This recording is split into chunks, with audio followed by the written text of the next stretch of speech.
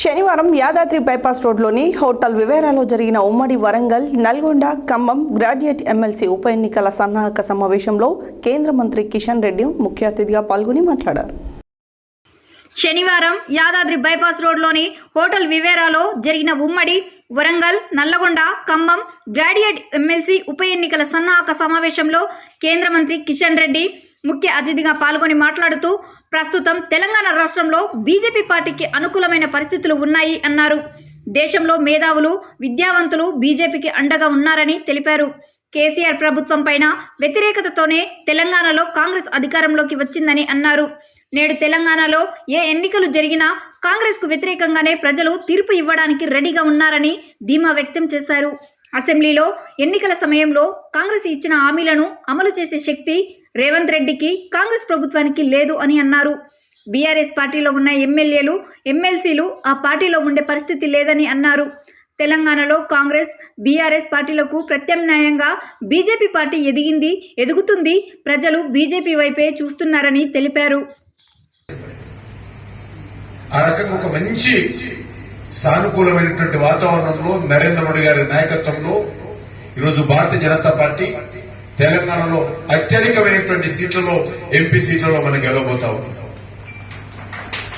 ఈ దేశానికి మళ్ళీ నరేంద్ర మోడీ గారి నాయకత్వమే కావాలి, ఆయననే ప్రధానమంత్రి కావాలని తెలంగాణ ప్రజలు మనస వాచ కోరుకున్నారు. కాబట్టి ఆ రకమైనటువంటి పరిస్థితి ఉన్నది.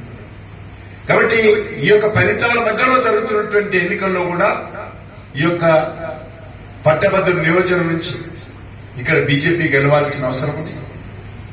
ఖచ్చితంగా రానున్న రోజుల్లో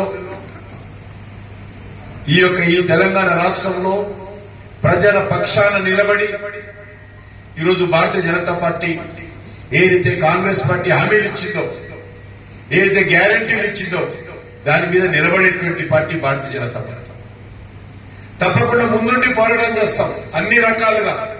అది టీచర్ల సమస్యలు కావచ్చు, అది నిరుద్యోగ యువకుల సమస్యలు కావచ్చు, అది రైతాంగ సమస్యలు కావచ్చు, అది మహిళా సమస్యలు కావచ్చు, లేకపోతే బడుగు బలైన వర్గాల సమస్యలు కావచ్చు. ఏ సమస్యలైనా కూడా రానున్న రోజుల్లో వచ్చే 4.5 సంవత్సరాలు భారతీయ జనతా పార్టీ నిరంతరమైనటువంటి పోరాటం చేస్తుంది ప్రజల పక్షాన. కాంగ్రెస్ పార్టీని అడుగడుగున ఏదైతే మీరు 420 హామీలు ఇచ్చారో, ఏదైతే ప్రజలకు అనుకూలంగా చెప్పారో వాటన్నింటినీ అమలు చేసే విధంగా భారతీయ జనతా పార్టీ మనం పోరాటం చేయబోతాం. హైదరాబాద్ నగరం, రంగారెడ్డి, వరంగల్, నంగారెడ్డి, మహబూబ్ నగర్, ఇక్కడ నుంచి వి రామారావు గారు చాలా సంవత్సరాలు వరుసగా 5 సార్లు వాళ్ళు ఎమ్మెల్సీ గెలిచారు. ఆ తర్వాత మన పక్కన ఉన్నటువంటి రామచంద్రరావు గారు అదే కాన్స్టిట్యున్సీ నుంచి వారు కూడా ఎమ్మెల్సీగా గెలిచిన విషయం మనకు అందరికీ తెలుసు. అదేవిధంగా మన యొక్క ఎల్ఎస్ రాజు గారు వరంగల్ కేంద్రంగా ఉన్నటువంటి పట్టభద్రుల నియోజకవర్గం నుంచి వారు గెలిచేవారు. ఆ తర్వాత డాక్టర్ రాజేశ్వరరావు గారు కూడా వరంగల్ కేంద్రంగా వారు కూడా గెలిచిన విషయం మనం చేస్తున్నారు. పట్టభద్రుల నియోజకవర్గం అంటేనే ఈ ఉభయ తెలుగు రాష్ట్రాలలో భారతీయ జనతా పార్టీ ఉండేది. భారతీయ జనతా పార్టీ తప్ప ఇంకెవరు కూడా ఇక్కడ ఉన్నటువంటి పట్టభద్రులు ఓటు వేసేవాళ్ళు కాదు, గెలిచేవాళ్ళు కాదు. ఒక భాజపా, అంతకుముందు జనసేన ఈ యొక్క నియోజకవర్గంలో గెలిచినటువంటి సాంప్రదాయం. అనేక కారణాల కొద్దిగా గ్యాప్ వచ్చింది. మళ్ళీ మనము ఈ పట్టభద్రుల నియోజకవర్గాలలో మళ్ళీ మనం పాదం వేయాలి.